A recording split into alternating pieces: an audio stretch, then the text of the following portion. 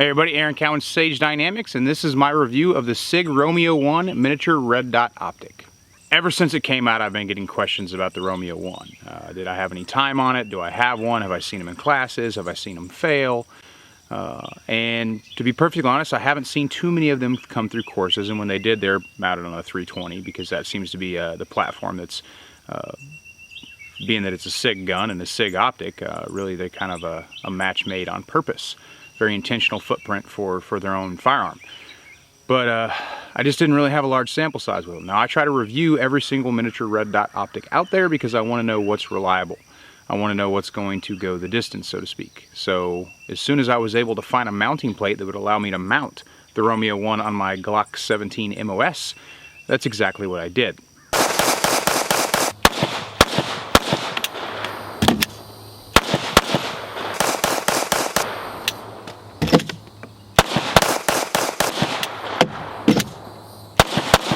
If you're not familiar with my testing process, specifically to the MRDS, I review them all the exact same way with the exact same test schedule at the exact same time. I'm going to do, for video purposes, a 2,000 round review, which is what you're watching now.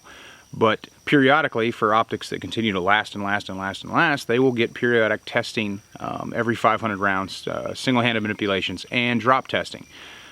Some criticism for the drop testing is of course expected because people have an emotional investment in the shitty optics they buy, and when they fail my drop test, those people generally want to defend their purchase, saying, well, that won't happen to me. And I'm impressed with their ability to predict the future. The reason I do the drop test isn't because I want optics to fail. I want every product that you spend your hard-earned money on to be good. I don't have I guess, extreme bias saying that I want this X brand of optic to be the best ever and I want everything else to suck, so you all guys all buy this, because I don't make any money off of that. What I do want you to do is purchase knowledgeably with optics, which is why I do these videos and why I do the MRDS testing, because miniaturized red dot optics for the use of handguns is still a relatively new concept when we compare it to red dot sights on rifles or magnified optics on rifles. So because I'm able to, and because it's something I'm interested in, I'm kind of a functional geek that way, I like to do the tests. So this is no different. This is just my first opportunity to get my hands on the Romeo 1 and actually mount it on a handgun and put it through my, as objective as possible, testing process.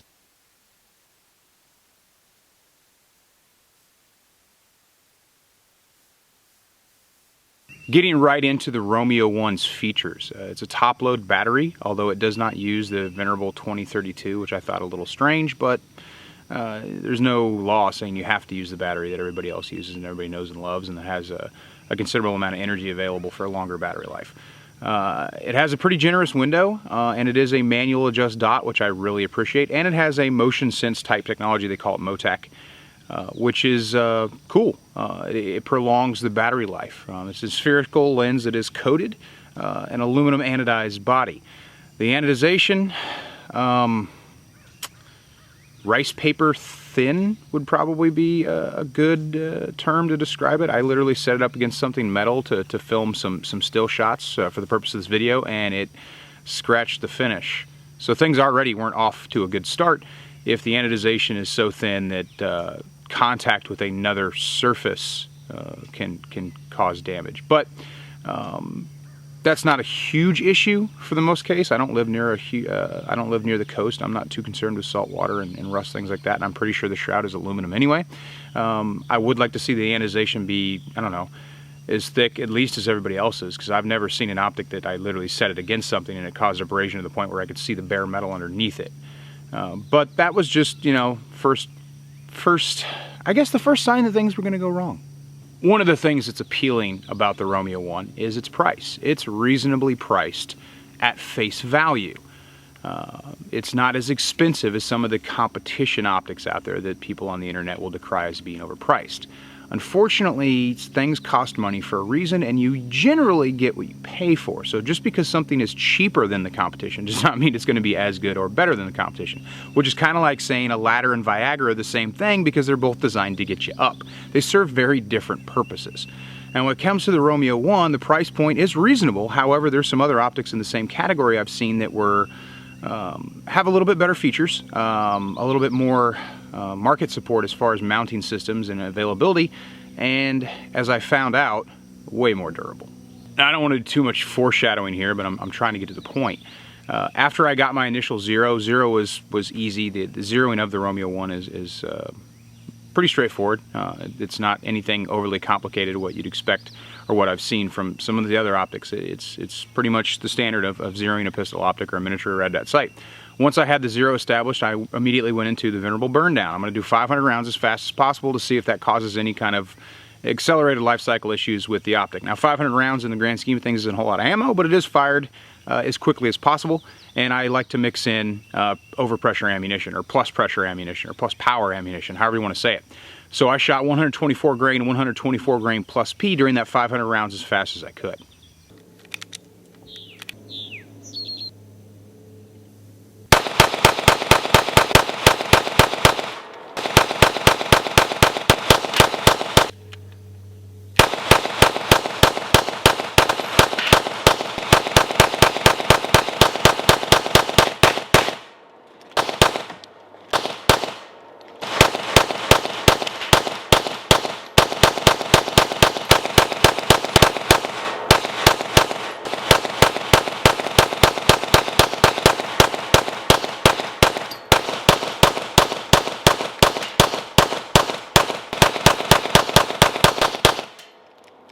So 500 rounds, no issues. Now, my testing schedule for MRDS is after that 500 rounds, I go into one-handed manipulations and then the drop test.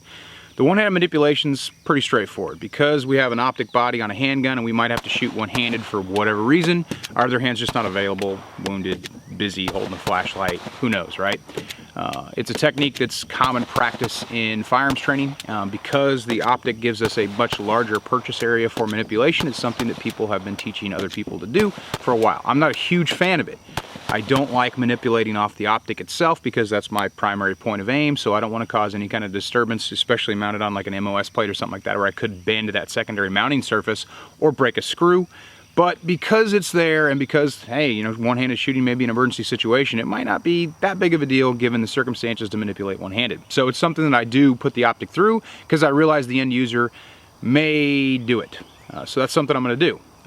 During my one-handed manipulations of the Sig Romeo 1, I did not experience any problems. I checked the zero after numerous dozens, I would say, of manipulations, then prepared to move on to the drop test. Drop test is pretty straightforward. I do it from shoulder height on concrete because shoulder height exists and so does concrete.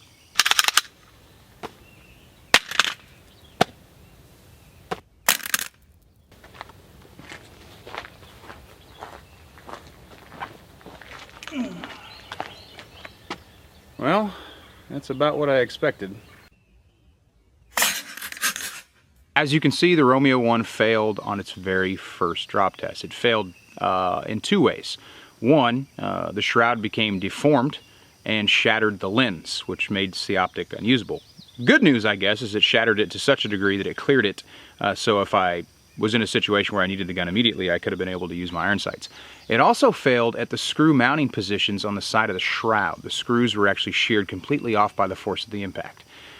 Now, of course, some people are going to say, well, that's shoulder height on concrete. Why would you do that? And my answer to that is gravity is not your friend, and you can't predict what kind of shock your optic is going to take. And this might not necessarily even be simulating a drop from shoulder height. Most people will probably be able to go a reasonable amount of time to the whole time they use an optic without having it fall from that height.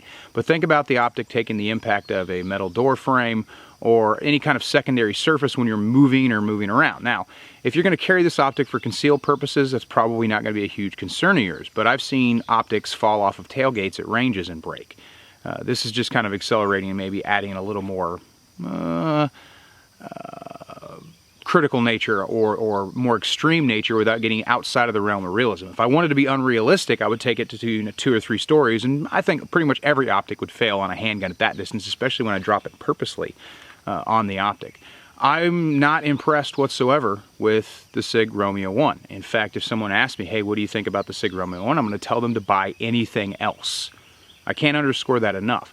It's not just the durability that bugged me. It's the mounting options that are available, and it's just the lack of, well, quality. I feel like for the money you're paying, you should have got a much more robust optic. So I think it's just And I can't say specifically what the actual marketing plan for the Romeo 1 was, but it's just not a good optic.